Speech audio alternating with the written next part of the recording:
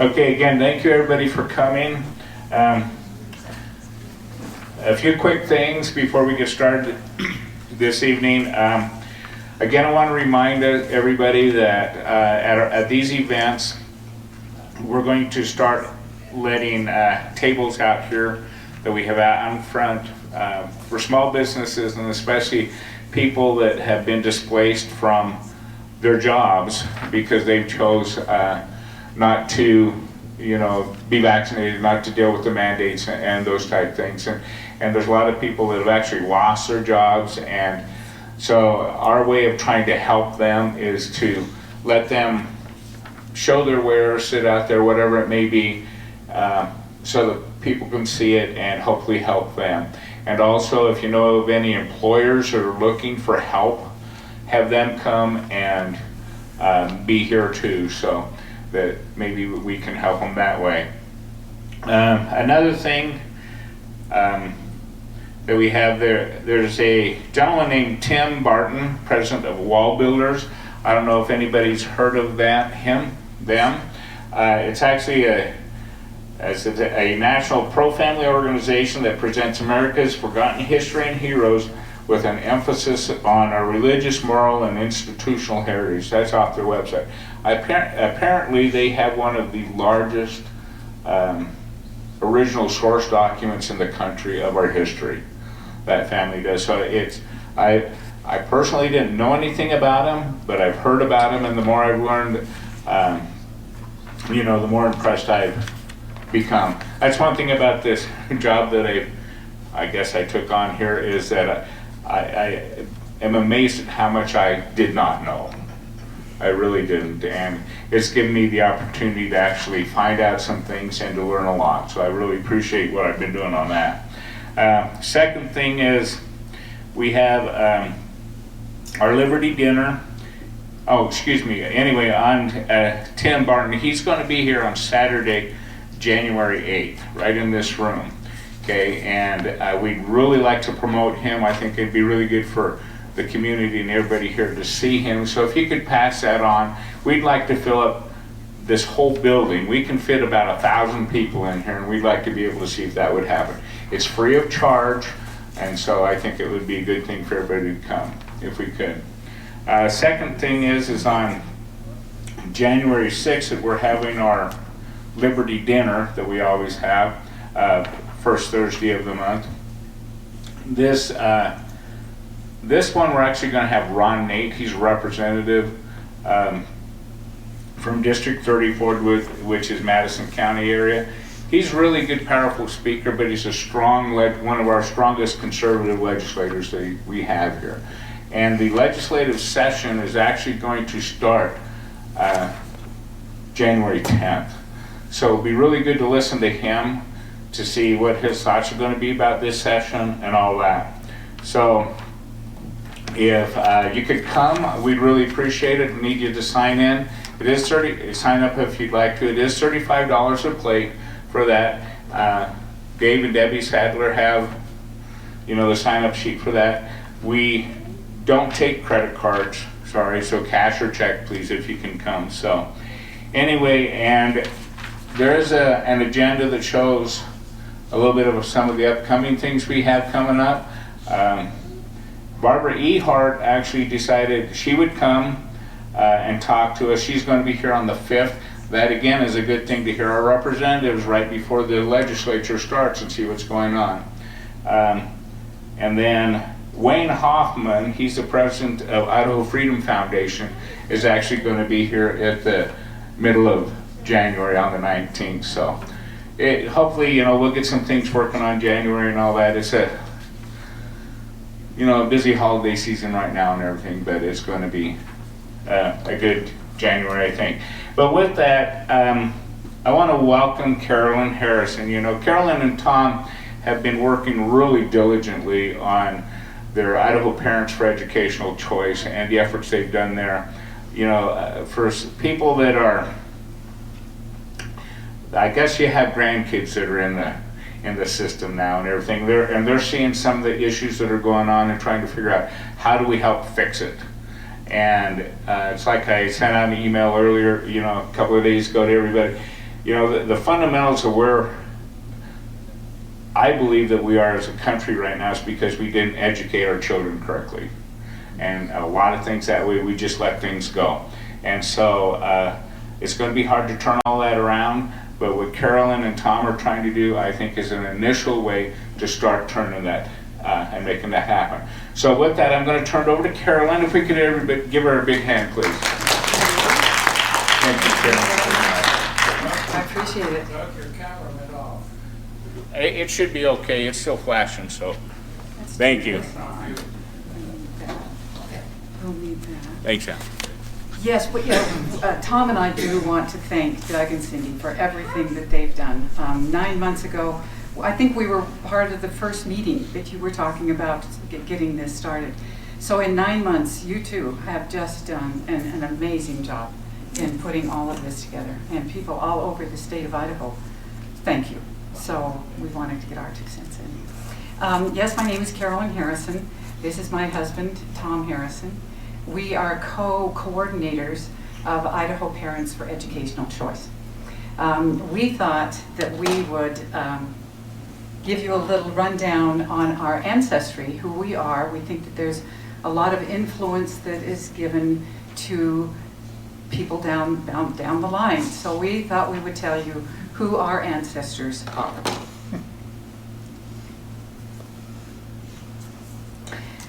Okay, Tom's great-great-great-grandfather was William Henry Harrison. He was an American military hero. He was the 9th President of the United States. So Tom has a very nice background there for his family tree. Carolyn, on the other hand, is related to Butch Cassidy. Everybody, yeah,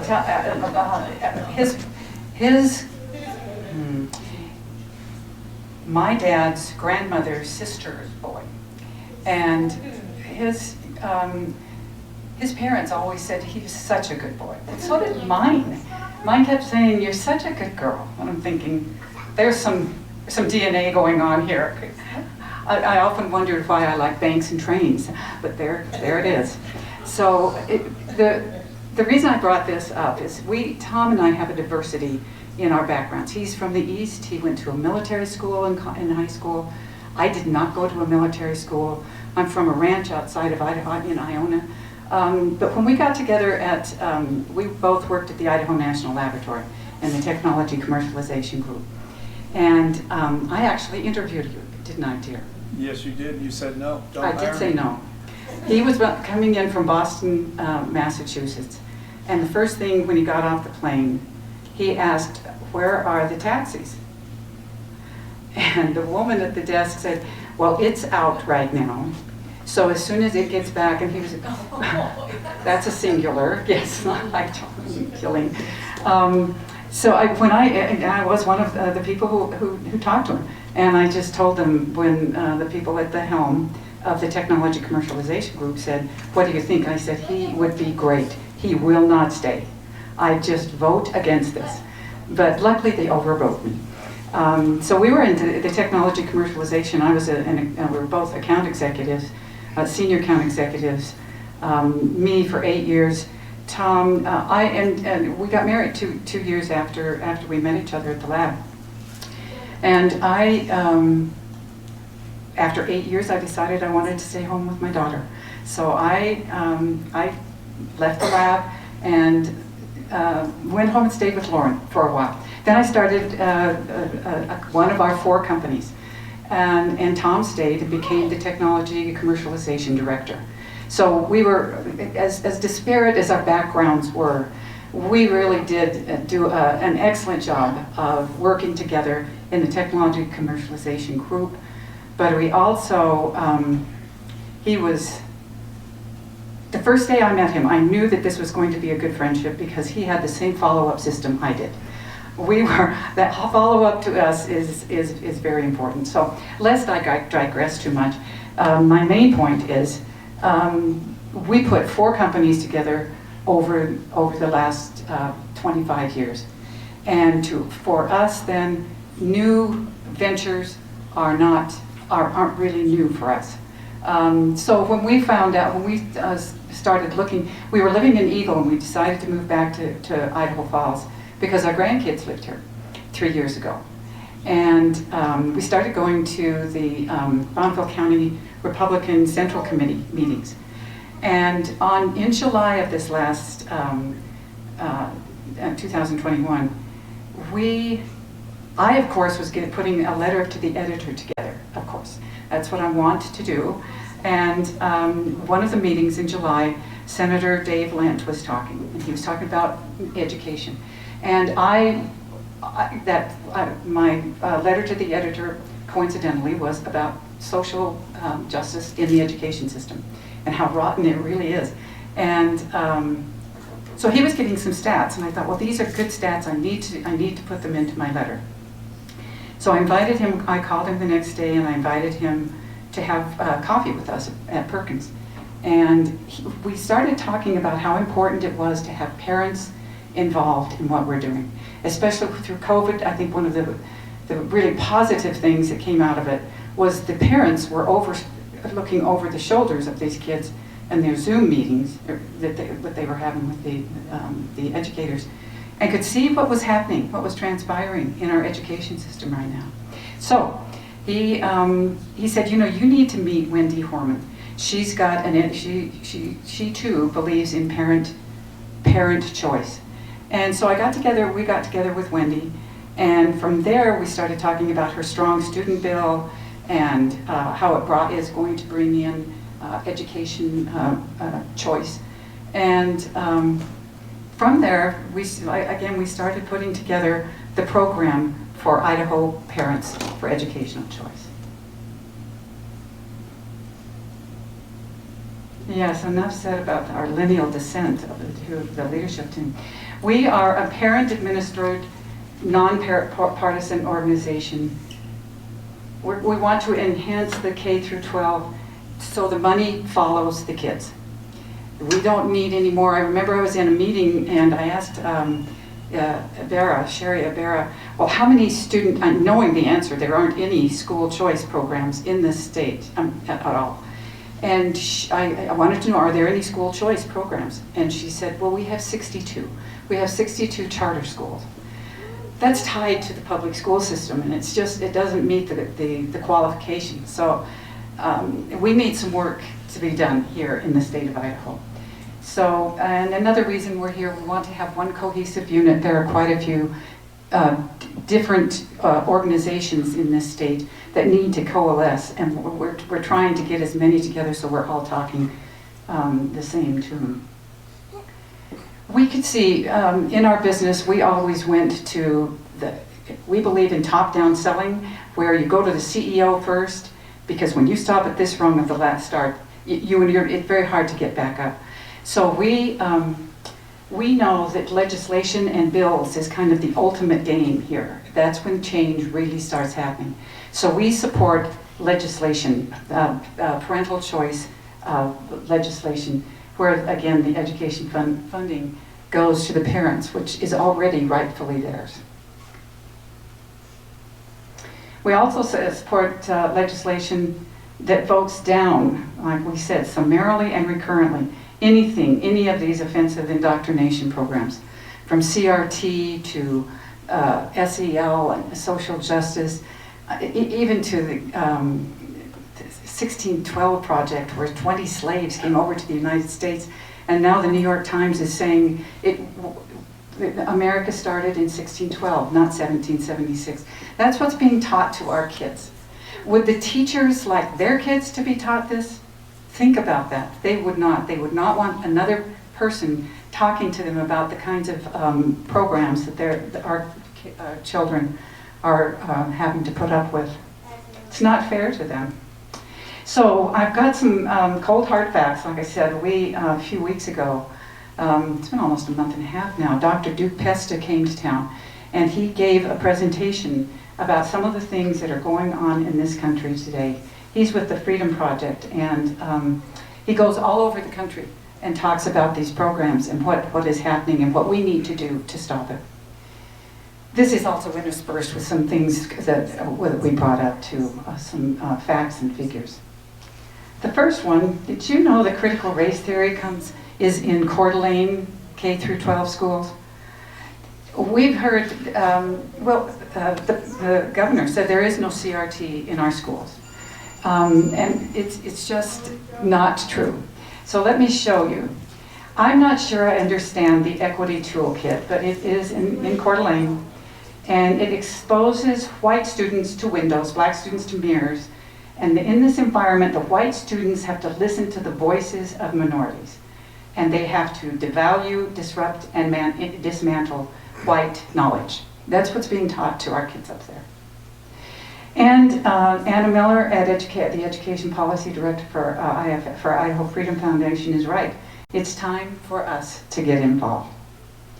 That this is not just happening to our higher education, it's in the K through 12 arena. I wanted to show you this. Could you come up here just a second? Maybe you can do the demonstration for me. This is one of the books that I wrote about. I've got it earmarked here. It's called A is for Activist. And this book is one of 4 books that is being taught to our 0 through 5. That means that's just being born to a 5-year-old. This is one, like I said, 1 of 5. And now I can use you. I've got it right here. I want to show you some of the things that are graphically in here, and then I want to pass it around for you. There are so many, let's go ahead and hold it, subliminal messages in here for a little 3-month-old, a 5-year-old. This was what, let me see. Yeah, does this look like a can you see a sickle in there, and red and black and fists and no, no, no. This is what, like I said, this is one of the 4 books, and we just can't have any of it. Can you hear me? Might I just suggest, maybe if this is a really powerful book, and look at that, and if you could just take a quick look at it. Yeah, I was going to pass it around. We had 3. You've seen it, okay. There you go. Hi there, you.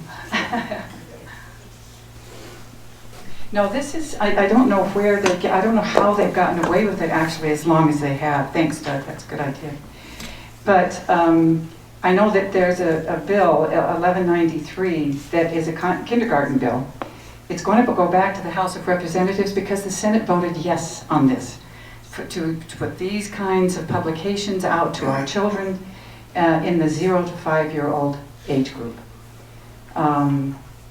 How did they vote for a social justice? It's just amazing to me. The House voted it down. They're going back in 2022 and getting a final vote on this. So it's as important for you all to hear this. There's a little 3-month-old, but don't worry, your 3-month-old might be racist, but the Department of Education is here to help it. I mean, who would believe this? It's amazing. At least 15 states have a whiteness is an evil contract with the devil. This woman, Flora Gill, is a Great Britain, she writes for some publication. But when this came out, someone needs to create porn for children. This Twitter feed that came out was dead within about 20 minutes when that came out. So again, it's baffling. Virginia, this is a real typical example of parents getting involved and saying, that's enough. This was where the teachers, the school district said, you are not allowed to speak against diversity training, even in private surveys. So it reaches down to other elements. You probably all know that on November 2nd, Virginia, which was bought by Michael Bloomberg a few years back, the parents brought Virginia back. They won the governorship, the lieutenant governor, and the secretary of state. until they brought it back. Well, this, you've got to watch these people because they're bringing back these books back.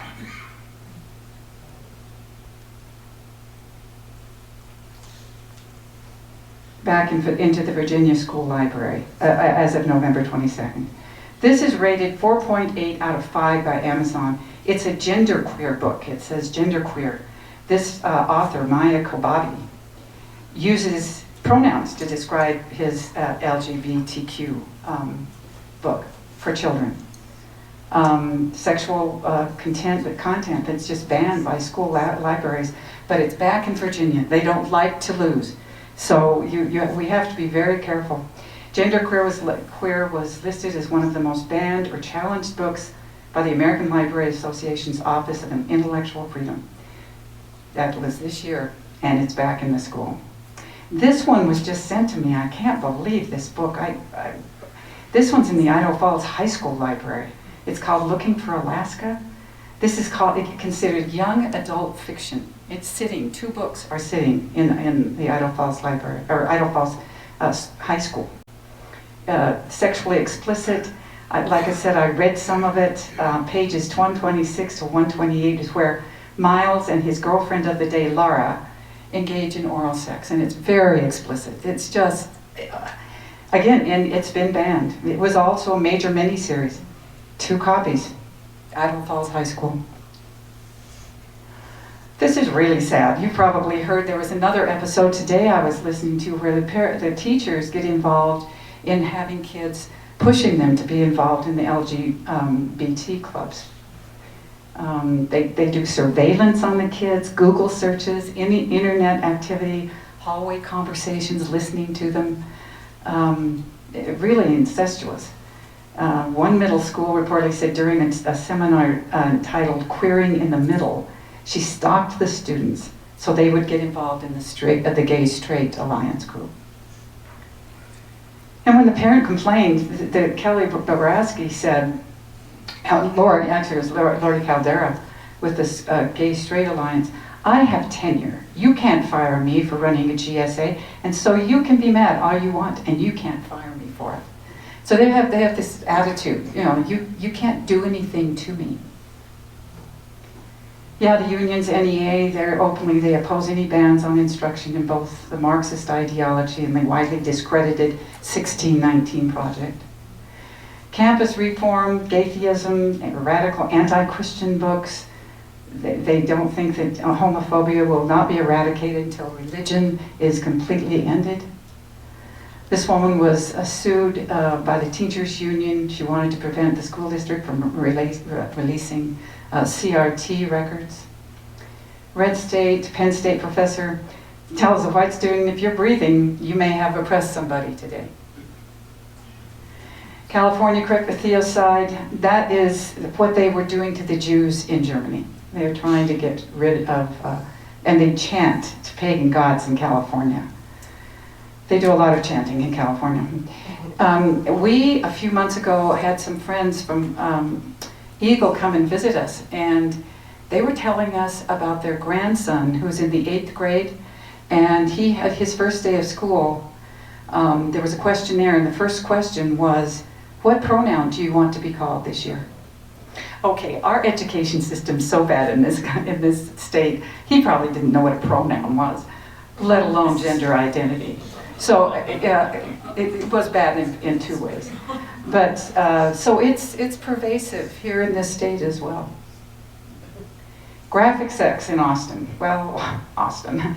But the parents, they don't know where to turn. We pay and we don't, they just get rolled over. This woman, Sharona Bishop, you've heard about speaking out. And she helped in Colorado. She helped a school board. It was near Denver, and she got 3 of them kicked out, and 1 woman in office.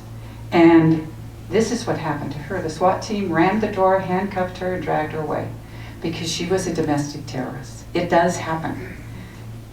It happens all over and it was really sad. I guess they were very forceful. This man, Oh, no, I'll show it in a minute.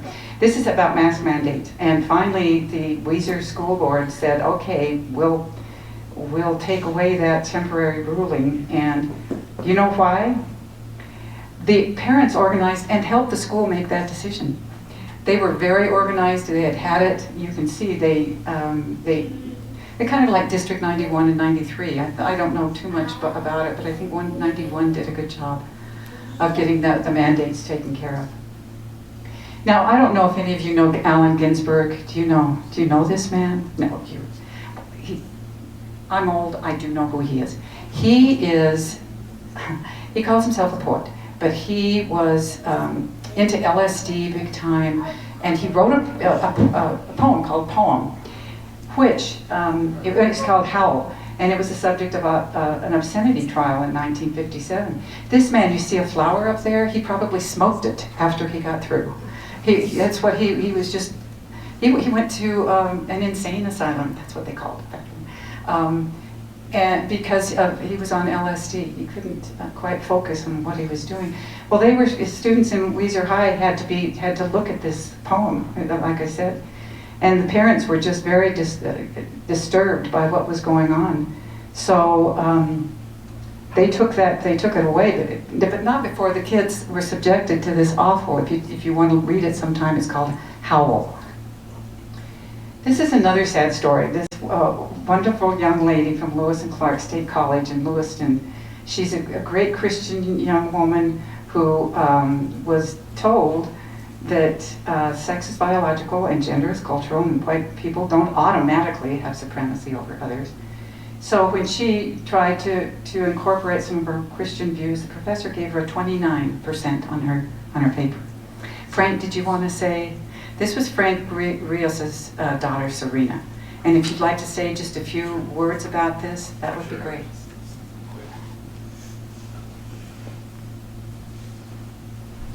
Thank you so much. You're welcome. So, hi guys. My name's Frank. So this was my daughter's experience here, and it was really an interesting experience. One thing that I would say is that we should be involved in knowing what's being taught in the colleges. This was my daughter's first semester of college up at Lewis and Clark. One of the reasons we sent her there was because it was claiming to be a conservative college. So that's one of the factors that we used to send her up to Lewis and Clark.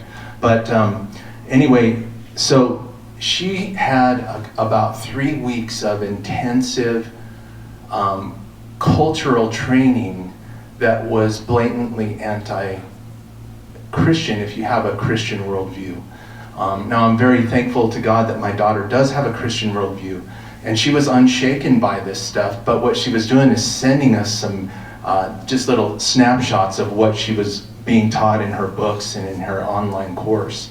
And so she sent us this stuff right here that said, it was talking about critical race theory. It was also talking about critical gender theory, and saying that gender is a choice. And so whatever you choose, whatever your gender you want to be that day is what you are. And so it really made me a little angry. So what I did is I called the head of this department and actually talked to this man personally, over the phone, and basically complained about this. And I said, are you aware that your school and this curriculum is teaching critical race theory and teaching critical gender theory and other social justice ideologies? And he got quiet. He said, now, are they teaching those as fact? And I said, yes. I said, they are teaching this stuff as though there's no other choice. This is based on study. This is based on facts of cultures. The thing about, this was an anthropology class, okay? Anthropology really has strayed way far away from where it was intended to be. Really, it should be a study of cultures, and not a study of acceptance, and not a study of saying everything is okay, so we're not going to be against everything. And that's kind of what the anthropology class turned into, was that instead of teaching, oh, this culture may believe that, this was one of them, this culture believes that cannibalism is okay, so that means that cannibalism really is okay, and that the only reason it's bad for you is because it's bad for your health, if you were to eat another human being. That's what she was being taught in anthropology. So anthropology turned into an acceptance of all things instead of just a study of maybe cultures. So anyway, the professor that I talked to, he got quiet when I asked him if he knew that they were teaching this stuff, and he said, well, I'm a conservative, and I believe this is a conservative school. He said, so what I'll do is I will talk with the professor and I'll get back with you. So 3 weeks later, I hadn't heard from him, and so I tried to call him again, couldn't get a hold of him, and so I sent him an email, and I still have not heard back from him. Bottom line is that as parents and as grandparents, I really believe that we need to at least complain, at least stand up in some way, shape, or form, because then they know that we're not okay with this stuff. My daughter did end up getting a 29% on this test that lowered her grade from an A to a B+, so she ended up with a B+. In response to this, she answered this test with all of her biblical worldview, all the questions that were asked with her biblical worldview, and she got a 29%, and as a result of this, her professor posted a half an hour long video for her specifically, basically telling her that she's not open-minded enough, that she needs to look at all different kind of aspects of culture and observation, and also that she's very educated and that she's seen lots of things, and basically, so my daughter needs to open her mind more. And it was eye-opening experience, and I would just encourage all of us to stand up. Thank you so much, Frank. Thank you. It is disheartening to think of that this is not, how pervasive this situation really is. And it's not just out there, it's happening here in Idaho too. Yeah, kids don't like our country. Actually, our grandkids are going to a parochial school, and we can see the difference between them and the other kids because they pledge allegiance every morning to the flag. They say, thank you, dear God, for this wonderful country. Unlike these Yale students who, in half an hour, they got 50 signatures to do away with the U.S. Constitution. These kids are being taught, and it's working. Remember Hitler Youth? It was working. Luckily, we got it stopped. But 65% of the young adults are not proud to be an American. That has got to change. Why IPEC and why now? This is the perfect storm. This homeschooler, more than any other point in our history, Americans are open to radically rethinking how their children are educated. Because this government-dominated education that we've got right now is just a behemoth. When I started reading about it, when Andrew Johnson started the Department of Education in early 1800s, they were told that don't do this. This is not a government situation. All they wanted was to be taking care of the statistics, find out what was going on with the stats. It's turned into a behemoth. And who was it who told me, we have got to start somewhere. Yard by yard, life is hard. But inch by inch, life's a cinch. That's what we need to do. Well, there's an elephant in the room, and we need to start stomping away. If you've ever had a big project, you have to start somewhere. And we have got to get going. We've got to be the Virginia parents that brought back the state. So yes, we've got to bring back competition. The public school system doesn't have any competition. We've got to change this. We talked about this. This kind of activity, these kinds of programs should be discussed and imparted by the parents. This is not something teachers should be doing, not at all. Like I said, how would the teachers feel if their children were being taught these kinds of things? You guys just, the other day I heard it's not 25th in reading, math, and science, it's 30th with the Asian countries at first. Do you remember when we're older, we used to be up in the top 5. We're number 30 in the United States. It's pathetic. Equally dismal. I have a feeling we're even worse. But they did. They used. There was another group that took 33 metrics, and the state of Idaho was number 36 out of 50. I meant it when I said he probably had no idea what a pronoun was. And we've got a surplus. This is. A couple of years ago, Idaho rated 51 out of 50. That's bad. That's below oh, you're kidding. Hey, you have to work to do that. Oh my gosh. Oh my gosh, yeah. You're going to have to give me that data. Oh my gosh. I don't doubt it. I mean, they just, when you spend your whole day teaching social justice and SEL and CRT, and you're not teaching academics. I mean, you're not reading, writing, math, history. Forget social stuff. History. We've got to learn our history and be glad that we've got the Constitution and freedom.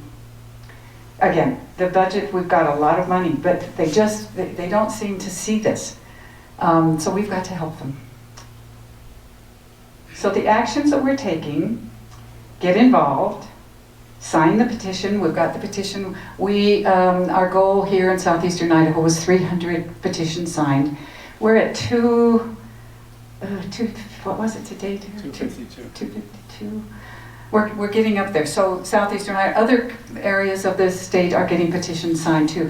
These petitions, we're going to make copies of the petitions and send them to the legislature, each one of the legislators, especially on the Education Committee and the Governor's Office, showing this is a petition. We want a bill that's going to follow the children.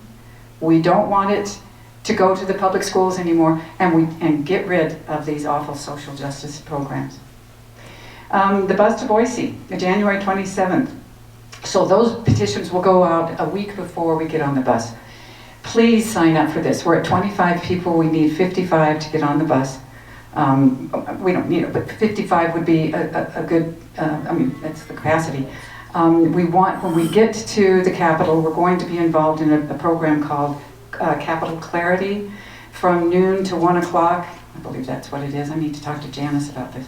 And we're going to, I'll show you later what the program is going to be. So again, vote for parents receiving funding, vote against these inappropriate programs. I love this. Legislators don't move until the polls do. So we need to help them move. Both of them. The results have been thanks to all of you. We've gotten such good activity on the petitions. Now we need to get that bus full. We've got that, the bus, 25 parents, the agenda. Ron Nate said yes the other day to updating us all on education legislation. We are a pro-parent choice group. But we are also an informational group. We want to send out as much information as we can to all of you so you can make cogent decisions. So you'll see in the bills, I think it's a 5-page document that we send out with our IPEC update that goes through, it'll go through all the bills. Some of them are not parent choice. Some in the back too. Oh, and we've got some in the back, right? If you want to see that. Laura Van Voorhees is the one, she was on the task force to examine indoctrination in Idaho education. Wasn't that Janice's? Yeah. She's going to talk about inappropriate curricula that's permeating the Idaho schools. She's from Coeur d'Alene. So she can see firsthand, she can tell firsthand, it's not just in like West Ada County and other places in the Boise area. Amy Henry is the founder of Parents for Freedom and Liberty. She's going to talk about what's happening in the Treasure Valley. We need parents. If you know anybody who would like to talk, the problem is, we want students too, but the problem was what happened with Frank's Serena. They get scared. Their grades will topple.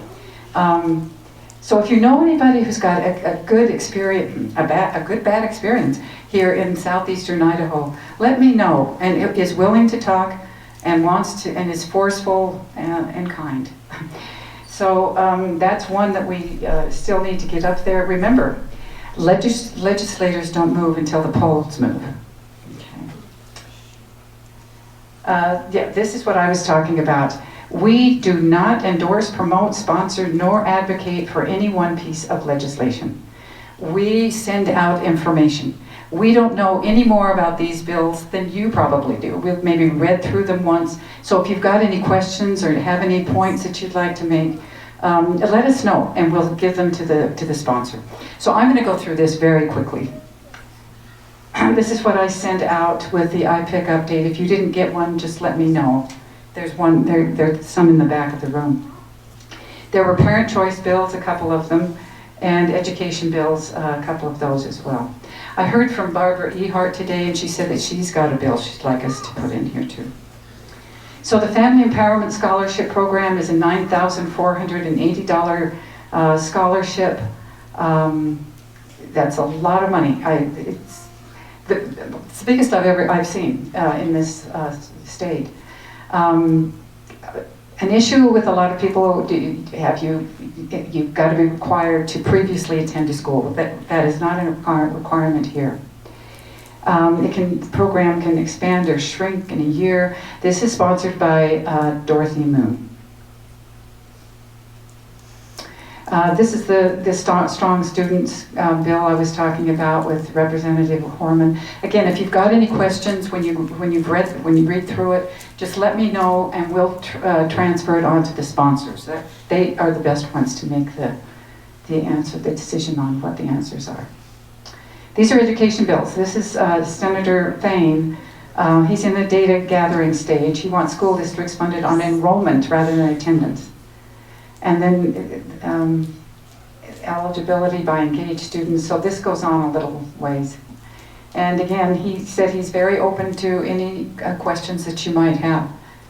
You're his constituents, so. Wendy told us the other day that at least 8 kindergarten bills or proposals may come up before the legislature. One of them is the HB 331, an all-day kindergarten by Senator Crabtree and Representative Boyle. Parent choice bills, good news.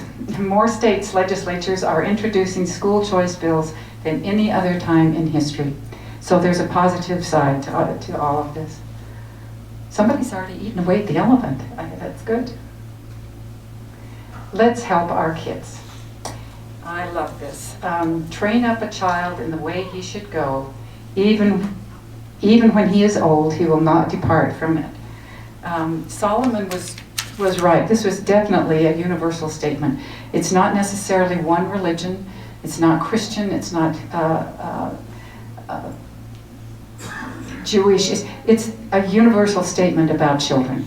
And I wrote something on this because it's so, when Solomon gave this advice in Proverbs, he tells us that children are a reward from God. So we need to prepare them early on to withstand the onslaught of what life has in store for them, especially now. We've all been given the privilege of being good stewards of our children's lives, so let's do everything we can do. Diligently train them and support them by getting involved in every aspect of their lives, especially as we take them down their respective educational pathways now. So it's time for us to get them started, and especially when they're young. This 0 to 5, whatever they're doing there is I don't understand it. So please share any talents that you might have. It's pretty much been Tom and I. We have just been introduced to 5 really neat women throughout the state of Idaho. We're calling them Fearsome Fivesome, and we're going to do big things. This is not just us to January 27th. This is going to be a long, long haul.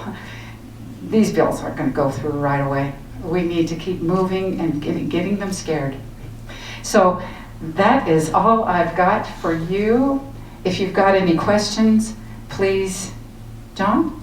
I think you were right about also emphasizing the curricula in the colleges. Oh, yeah, Because yes. almost all of the teachers are products of the college curricula. Right. You know, so when my son, 8th grade son, brought home an opt-out form where Planned Parenthood was going to be in the class for 2 days teaching sex ed, Oh my gosh. I did meet with the teacher, ready to grapple with the left-wing feminists, of course, but she was more naive than anything else. She was a couple of years out of ed school at the University of Washington. I asked her, how did she come to believe that Planned Parenthood was the quintessential expert on sex ed? And she says, well, Mr. Hill, if we were talking about engineering or math, we'd invite a Boeing engineer in, and they're the, you know, into the sex. Well, are you aware there's any other viewpoints on this? She said that her belief came from the fact that University of Washington professors in the ed school brought in Planned Parenthood only to help the future teachers teach sex ed. And she was more than willing, at least on the surface, to accept some material I had brought in about, let us say, the other viewpoint. Okay, so the Yeah, ed it's schools really are epistemologically, that's how she came to believe what she believed. Yeah, the core issue here is that somebody from Planned Parenthood was taking time out of the academic programs that should have been being taught. There's just a disproportionate amount of this social, it's just way, And furthermore, It's inappropriate. a similar problem happened with that same son when he was at Stadium High School in Tacoma, Washington. His grade in English in 11th grade was changed retroactively after the school year was over from a D plus to a B plus because of brazen and obvious left-wing bias by 2 different English teachers. Again, that were product of ed schools. yeah. And I was a guest on the talk radio station on Saturday morning to accommodate the time constraints of the teacher so we could have a friendly debate. They didn't show up. Yeah, I wouldn't want to debate you. They probably knew who you were. Well, are there any other questions, any ideas? Yes. Carolyn, I learned today that when parents go and sign their children up for school, quite often in the paperwork that they're not reading, it's giving them consent to have medical override over that's those right. children. And that's where the schools are using this to take them for abortion or give them the jab and like that. So I learned today that when you sign your children up for school, make sure you read very, very carefully all the paperwork you are signing, because it's dangerous when they're taking over the medical of your children without your consent, because they're saying by you signing that, you have given them consent. Mhm. Yeah, these young kids, even, you know, in high school, they're sponges. They're just, and they're confused. Wouldn't you be confused? You're getting one thing at home and you're getting something else at school, and they're not learning. They're not learning. This is just, again, this behemoth has got to go. We've got to take care of it. The Department of Education is where it comes from. The NEA. Yeah, right. Yeah, you have to be very careful. Well, thank you again for, yes. Very simple, relatively easy questions. With the bus ride, where is that loading, and is there any fee? No, there's no fee. We're working on that now. I think we're going to try to go out of the mall. You know, kind of the southwest corner, or, you know, there's plenty of parking, but I think... Yeah, I'm the one who's working on that, and I don't have an answer for you yet, but it probably will be the Grand Teton Mall parking lot. Probably board around 7 o'clock or so we can be over in Boise in time for the session that Carolyn talked about. We will provide food, both over and on the way back, and there is no charge. And I have to correct her. She has done this herself, single-handedly. Oh. I was working full-time for a concrete company that she helped start and I helped start up until December 5th. So I cannot take any credit in terms of the website, the marketing material, the whole concept, I told you the not to do that. petition. No, I knew he was gonna just- do this. I have to be very You promised. thoughtful here, you know? I said something about it at I've first. worked with her throughout, as the companies that we have, obviously, we started since we met in '96. But the bottom line is, Carolyn's done a yeoman's job here, and I can take no credit It's not whatsoever. hard. The dear Lord gets me up at 3 every morning. I've got a lot of He will get up time. at 1:30 and start working. He'll wake me And up work at until 1:30. 4 or 5, Yeah. and maybe take a break. He's been very unkind. But I'm up. My eyes are open. I'm okay. All right. And we She'll get think going. of something and then get up and she's in her computer. I know. It's really nice because we do our work at our home. So I'm right there. So Carolyn, the bus is leaving in the morning, you're there for the capital clarity, then you're coming back. And we're coming Correct, back. one day, It's, yeah. it's one day. We think Yes. most people won't be able to afford certainly any more than a day. So we're trying to do it all in a day. Yes, and I did want to thank Ed Choice there. Yes. This is the group. How many of you know Milton Friedman? How many of Or you? have heard of them. Well then, he started it in 1996. And the Ed Choice is, these people have been so helpful to us in getting all of this arranged. They paid for the whole thing. It's just been wonderful what they've done for us. Because The they, National Institute for Justice as well. It's been very helpful. exactly, right. They have worked on the language for a lot of the bills that are being Mhm, drafted right right. now that Carolyn referred to. Right now, there aren't any bills that are in the final stage as we speak, but many of them are in the drafting stage, I guess is the best way of Yeah, putting it. Wendy's is going to be reintroduced, and I think Yeah, she's going to that's make some true. major changes, she said. But again, yes, we're getting on the bus at 7. We should be there in plenty of time we've got the speakers for an hour. We'll have lunch, and then we'll come back and probably be back around 6, something like that, I would think. So, yes. So how do we get the polls to move? Because I don't think we have the support of even the local media. No, there's no media. There's Yeah, I mean, it's all, how do we, No media. support. that's what's frustrating. My one voice, my one phone call is That's why the delete, petition is delete, really delete. important. Yeah, so, You know, but, to get 1,000 signatures on a petition from around the state would be our dream, and 1,000 people in Boise, Idaho, because what Carolyn didn't mention, but that week happens to be National School Choice Week. So that whole week through the 28th, which is a Friday, there should be a lot of media attention, I hope. But it's, as Carolyn said, you know, the only way we're going to get the attention and the mindset of the people are parents like ourselves that will put a petition in front, 1,000 signatures in front of legislatures and say, hey, you know, now is the time for a school choice bill. We don't really care what it is. We certainly have our preferences because we've worked on it and talked about it enough. And I'll be candid with you, Dorothy Moon's bill is probably the best that we've seen in terms of, okay, yeah, I shouldn't say that. I'm sorry, I'll keep my mouth shut. But the bottom line is, you get in front of enough state legislatures and senators, we're voting. And we can just as easily vote them out as we voted them We in. need to do that. We need to get rid of some of those so we can senators. vote 4 times, 5 times. Yeah, We vote as can, often as you we know, possibly can. it's legal. Look Yeah, what Vote happened a early couple and years ago. often. Yep. Vote and vote often. Yeah, but thank you again. Yeah, I think in answer to your question, it really is the elephant that is we need to start nibbling. This group wasn't 6 months ago. We didn't. Chainsaw. Yeah. You just have to. This keep guy at it. right here Keep did praying. it all in 9 months. Keep praying. He always answers. Yeah. Friend, hello. Hello. It's a big challenge that we have. On the eastern seaboard, 245 years ago, there were only 3% of our founding fathers who believed in the separation of our country from King's rule. And so we're just one right now. But if we can work together and we can just get 100 people in all 35 legislative districts to make 3 phone calls, to their representative, their other representative, and their senator on maybe that same day, maybe the 27th of January, so that we're coordinated across the whole state.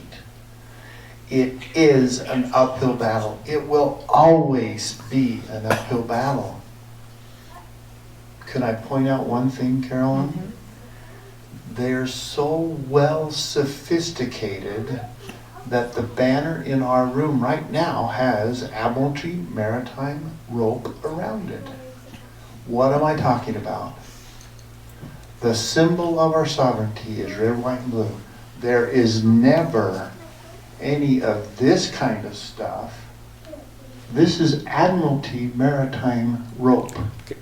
That means that if you're on the ship, the captain is in charge. The king is in charge, not the people. Thank you very much, Brenda. Yeah. But we can do it. Okay. Well, thanks. And raising another question. Something that you might ask of Representative Foreman or Hartog on the House Bill 294. They're requesting $30 million in one-time federal funds. I'd love to know what strings are going to be attached to that. We may be better off saying thanks, but no thanks. Would you take one of my Federal cards government and send that has to been me? enslaving us Yeah, since I know it. for over 150 years. Could you get that in writing for me? Sure. I'd hate to misquote you. So I will send it off. I've had 2 questions from another group, and we've got it off to all of the sponsors. But they need to just say it, what they want to say. Yeah. So if you could send that to me, just please do. You cannot make the bus and be there. That Capital Clarity is always on TV. You can Oh, is watch it? it. Okay, you can watch Capital Clarity on You TV. can watch it. Is that through the PBS program I at believe it BSU? is. I think that's what she But said it's that on she was. Facebook. You It's can on watch Facebook too? Okay. Yeah, sounds good. Question. Bus, where will you be meeting in Boise? Because I might be traveling to Boise that week. So. Yeah, we're going to be on the Capitol steps. When we get off, we'll go up the Capitol steps, and there may be a few words there, but we'll be in the Capitol. I believe it's in the Capitol, Capital Clarity. It's from 12 to 1. So if you can just make it there. Our goal is really to get 1,000 people to get on those steps. There weren't this many people 6 months ago talking about this. So if we can get, it can be exponential, over the years, and just keep tugging away at that elephant. I think that people don't realize, we came to Idaho from Oregon and Arizona. Oh, get it, to actually because of its homeschool freedoms. Because the freedoms of education that we saw, you don't realize that Idaho is one of the last holdouts. We've got Oklahoma, it's written into their constitution. We've got Texas, but this is actually one of the best homeschool states. And if we always said, if the parents knew the power they have in this state already, they would have the public school at a chokehold. You can actually, all you have to do is say that you're out. And actually, if we needed to, and we needed to empower parents, we could, I always thought that when this thing happened, they could en masse pull out and pull the money from, and they would actually have to start negotiating. Because we have the power just to pull them out. Again, when you saw what happened in Virginia, it can happen here. Those people in Loudoun County said, we're no more. It's not against the law to homeschool. There's no truancy. There is, but you don't actually have to tell them. So, for instance, if your child has never been in the public school system, you never had to inform them. If they've been in the public school system, all you have to do is say, I'm out and I'm going home. And they have that power. Once they have that power, remember the money, the power's in the money. And if they don't have your child in school, they don't have the money and the tuition, because they get money for every child. As a matter of fact, in Oregon, they set up programs because there was a town, it's called Estacada, Oregon. They had so many kids pulling out of school, they had to shut schools down. And they started programs to entice parents to come back. So they had set up like these programs at their school, like, oh, we're doing a science class, come and join us, if you'll come. And they were enticing them to come back, and as soon as they could get some attention, then they could get some funding again.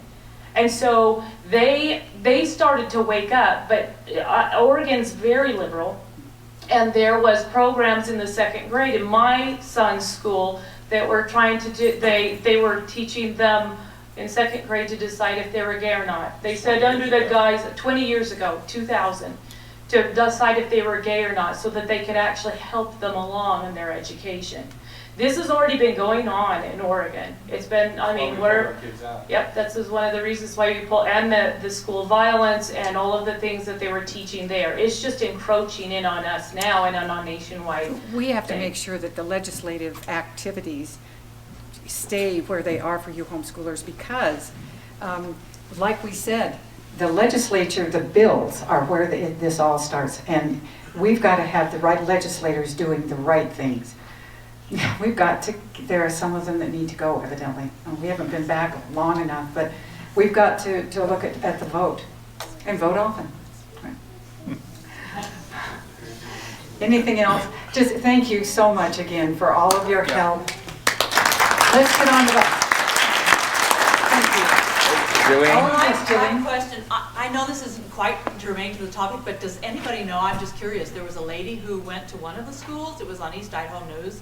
I heard that she had an altercation with a teacher while she was withdrawing one of her children from the school, and now she's been arrested. Does anyone know who that is? No, I have no idea. Where did you read it? On East Idaho News? East Idaho News, right. Yeah, I think it was yesterday. Oh, wow, it just happened. Yeah, it just happened. Where? They didn't say the school, that's why I was wondering if anyone knew. There was an altercation? Yeah, well, it was a very Sounds like heated something I do. argument. Apparently. She was trying to take her daughter out. Oh, that's right, she was a terrorist, what can I expect? Yeah, she was a domestic terrorist. Yeah. She was in shackles by the end of the day. Yeah, I think she was. But I haven't heard anything else, so I just wondered if anyone. No, I haven't heard anything about that. I'll look into it. I mean, did you Google it? I mean, it usually comes right up. Yeah. Yeah. Well, thanks again. Thank you, Carol. Again, let's give her a great big hand.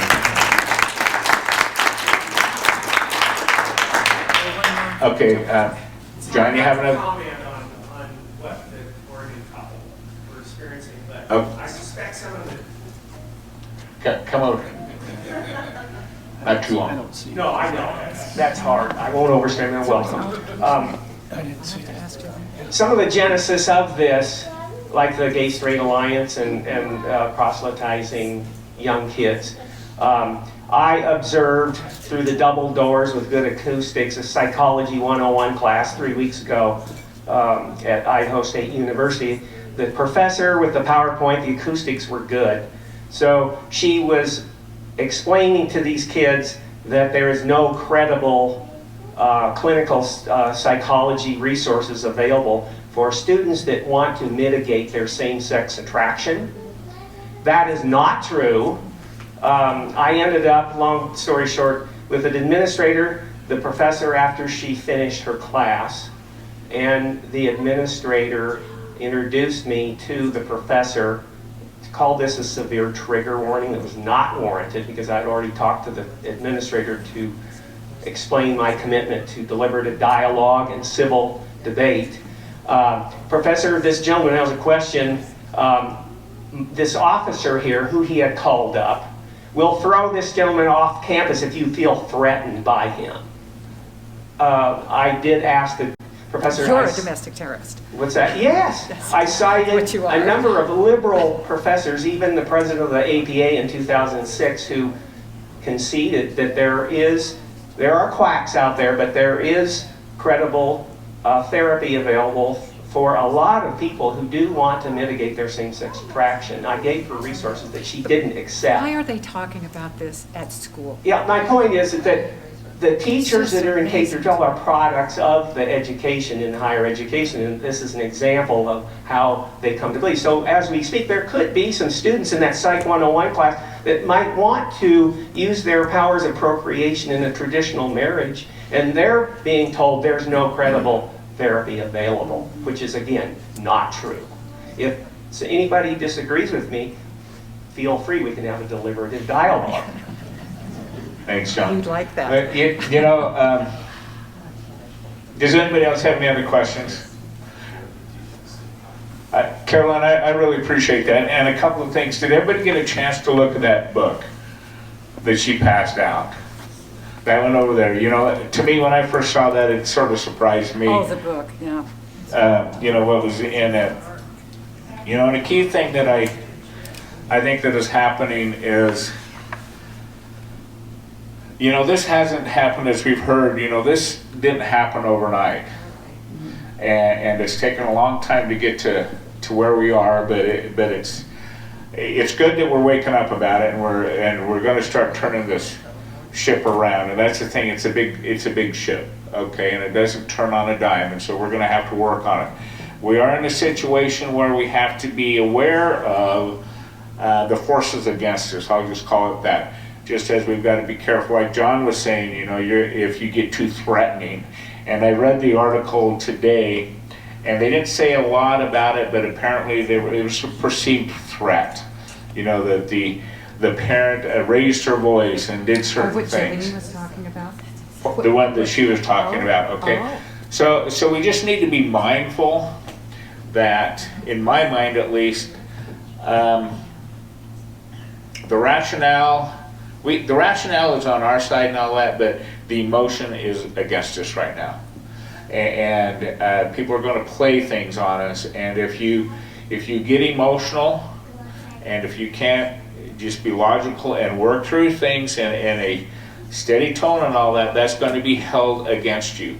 So be mindful of the war we are in. Okay? You're going to have to come up here if you want to ask a question. I need to get it recorded, so.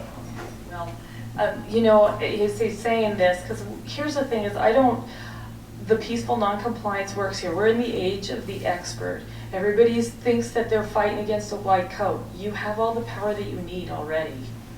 You don't need to you don't need to get in their face or whatever. If that parent, you probably would have been better not to show up to school and just say, I'm sorry, I'm withdrawing my child. And just, because that's not the time or the moment to do that kind of battle.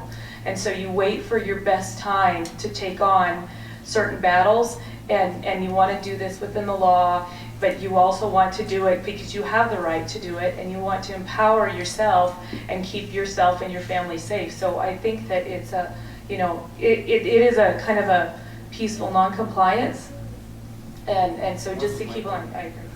The key point there in my mind is don't go pull them out of class. Yeah, that makes no sense. If you go in and you are interrupting the class and you're trying to pull them out, you're disruptive. Just don't let them go to school. And that's the thing there. Colin, they're not. Johnny's not coming to school today.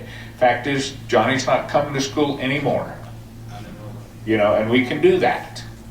Okay, and that has an impact. And as she was saying, if we could all do that. Yeah, if there's a mass exodus and somebody can organize something like that, and they're all that's gone. key. What are you going to do? There aren't any students. And I'll organize it. There are ways to approach this. As long as they're being educated. It's really nice to pull them out of school, but they've got to be educated. I'm sorry. They have, you're right, they have to be educated. And his comment was you can pull them out of school, but they have to be educated. Well, yeah, I mean, obviously parents need to have the wherewithal and the skill set to be able to give their, like yourselves, a great education.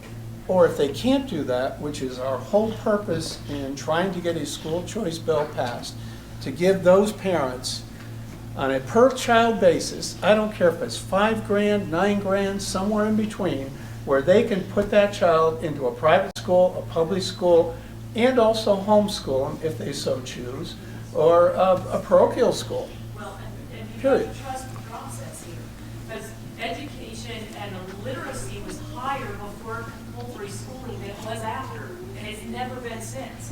So in the early part of our nation, we were the true experiment. We got the founding fathers that were homeschooled.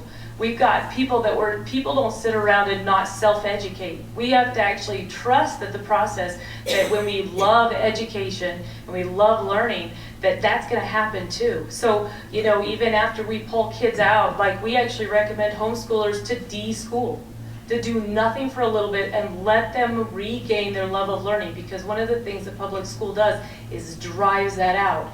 And now you've lost your engine that keeps those kids moving forward. So, I mean, trust the process. You know, you kind of pull your kid out and say, let's go on field trips. Let's go re-explore the world. Let's get reinvigorated with life. And that's kind of what happened in the early part before we had compulsory schooling. And so we can bring it back to that. Look at the Greeks, what they used to do. Idaho law also says that it's the parent's prerogative to educate your kids. It's your choice to choose who and where and when your kids are educated in the state of Idaho. That is the law. That's how homeschooling works. That means you can set up whatever. What do they call them? Pods.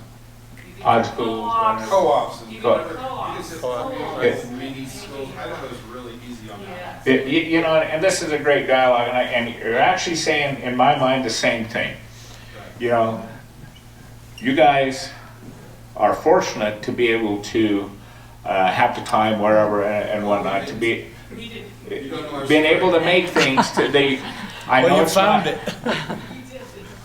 I know it's not easy. Okay, my wife homeschooled my daughter for a while and stuff, and things happen. But we have to realize not everybody has truly, especially in this day and age, has that opportunity. Okay, and so the key here is how do we provide good quality education to our children that teaches the right things, okay, and that's where, you know, money talks, you know, and so if we can start saying, okay, how do I hold the public schools accountable? Right. There's only one way, and that's to pull their funding. Okay, so how do you do that? And your taxes that you will pay, whether you like it or not, will go to a public school fund somewhere.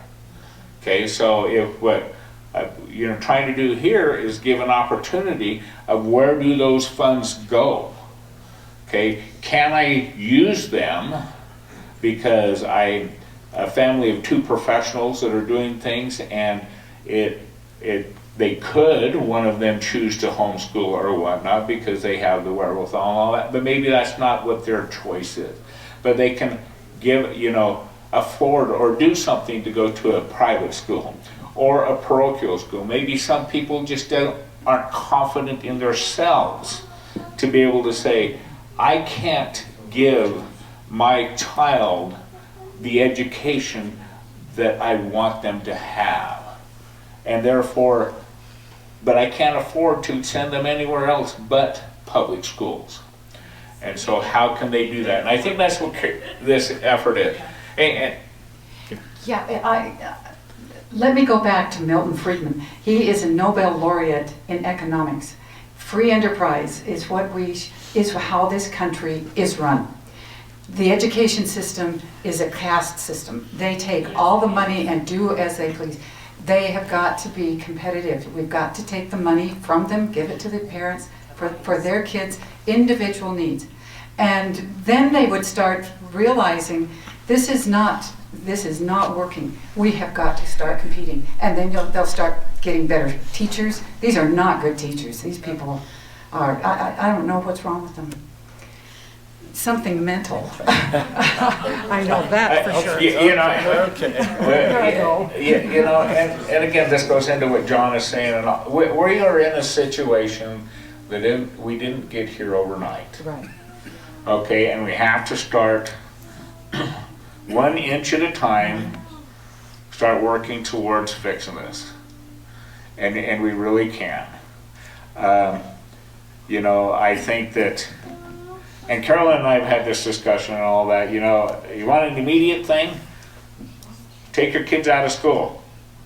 Start pod schools. Start your own school. Okay? That's something you can do today. It really is something today. This is a longer term fix, a more permanent fix. This is an accountability fix. You know, you're going to pay your taxes anyway, okay? For Constitution, we're going to give an education. We have to make sure we give the best education available. And that is one that is meaningful and that is truthful and reflective of our country. Right. This is a method of doing that, and it is something that we have to start working towards. One step at a time, but we have to start planning it and making it happen. We will keep you updated on what's going to happen here and when the bus and all this, and I would really encourage everybody, if you can, sign up for the bus. I'm going to take the bus, I'm going to go. It's something that we can do at first, and it's a show. We have to start showing the legislature enough is enough. Okay, you can say, oh no, it's not there, but we don't teach CRT, we don't teach this, we don't teach that. That is, whomever is telling you that is lying to you, or they are blind, or they just don't care, and then they need to be gone. Yep. Okay, that book, as you can see, that book, it's a dark book. I mean, just looking at the pictures, it's dark. And it's a depressing book. Not what I remember when, like a Bambi book. A Bambi is a bright book and all that, but it's a sad story in itself. Okay, I know that. But you look at the pictures. Okay? Letters Ed starts saying. Okay, it's dark, I understand, but that's what came to mind. But again, it's just illustrations of things, okay? What do we want to teach our kids? How do we want to be as a society?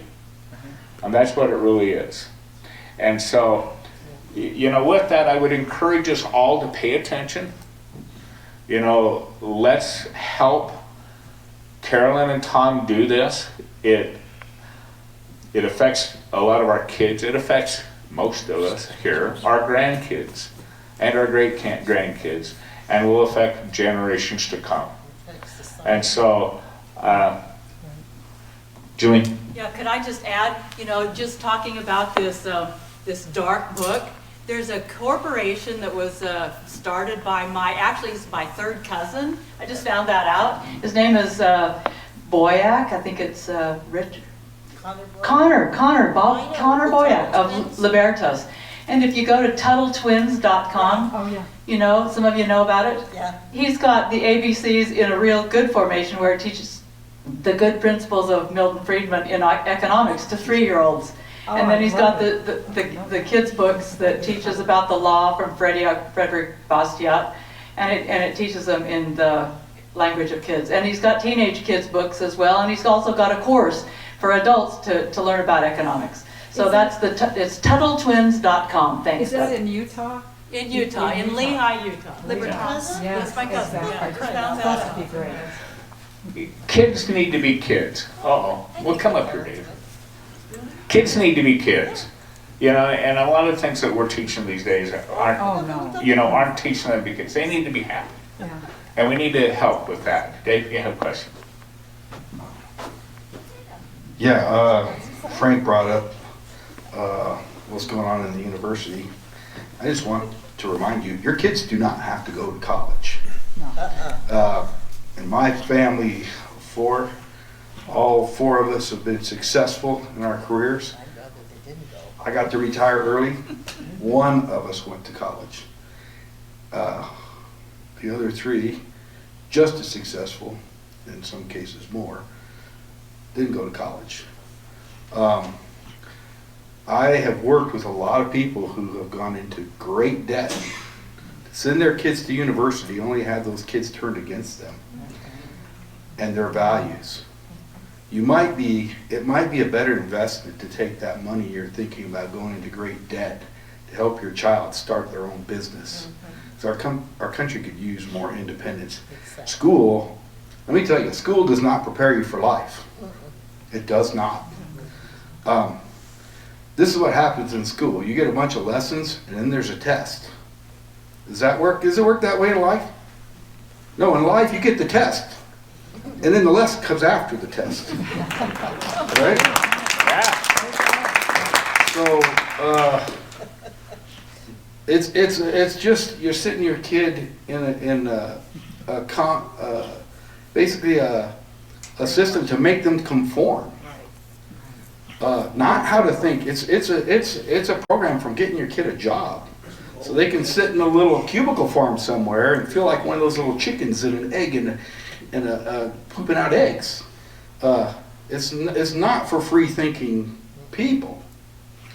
So I'm not saying that college is necessarily bad. I'm saying that if you're contemplating going to great debt, or your kid going into great debt, just so they can get a job. Let me tell you, I had a job for 40 years. It stunk. I didn't like having a job. Think about other options besides university. And if your university isn't doing what you want to do, stop paying them. Well, the other point is you could take the money with the right bill and have the individual pay for trade school, if that's it. Yeah, the trade school's fine too. I'm just saying they want to learn. that your kid may be well better off if you invested that money in helping them start their own business. So it's something to think about. But your money, don't pay for something you don't want. And certainly don't encourage your kids to go into great debt to do it. In fact, I just bought some coffee from a young woman who has a YouTube channel, who got a PhD in pharmacy, and she hates the job, has $300,000 of debt to pay, and is living in a car. Got a PhD in pharmacy and then hates the job. So now wants to be a farmer to make healthy food, clean food for you guys. Do you need a college degree to be a farmer? Not necessarily. So I'm just saying, open your mind to the possibilities. Most of the people that are making huge changes in our world today dropped out of college. So think about that, especially if you're going to go into debt or you're going to saddle your kids with debt. Or a parochial college. A parochial school. But they learn that it's... You know, Dave's exactly right. Except at BYU, Idaho. What did you say? Was there a comment? Yes, they are. What did you say? They're teaching a lot of this at BYU, Idaho. Oh, BYU Idaho's teaching I have a lot a of friend this. almost lost his job because he tried to correct some of the direction these kids have. Yeah, it's Boo, pervasive. yes. It's rampant, is what it is. And the reason why it is because money has paid for it. You know, it's not that we asked for it, it's not that anybody asked for it, but there's select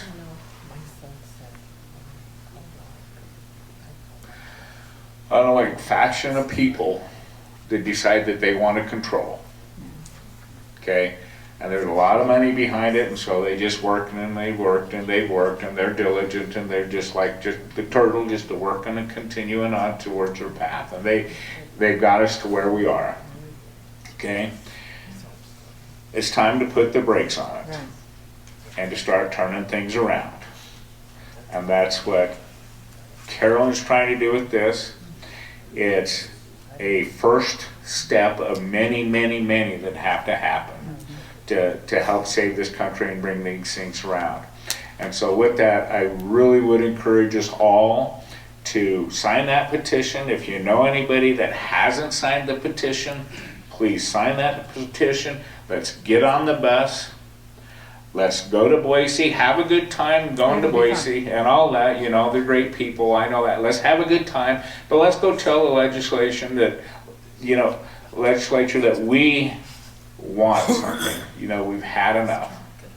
And if they don't listen this year, get some new people in this year, or next year in 22, during the election, that will listen. And that's a key thing. We have to start doing these things to turn this country around. And I appreciate everybody for coming, and that's all that I'm going to preach tonight. So, anybody else have any questions? Thank you all for coming on this week before Christmas, and I wish you all a very Merry Christmas. And we will have a meeting next Wednesday. I do not have a speaker yet. It may be just us visiting or whatnot, but we meet every Wednesday without fail, so we will be here. Thank you all, and Merry, Merry Christmas. Thank you.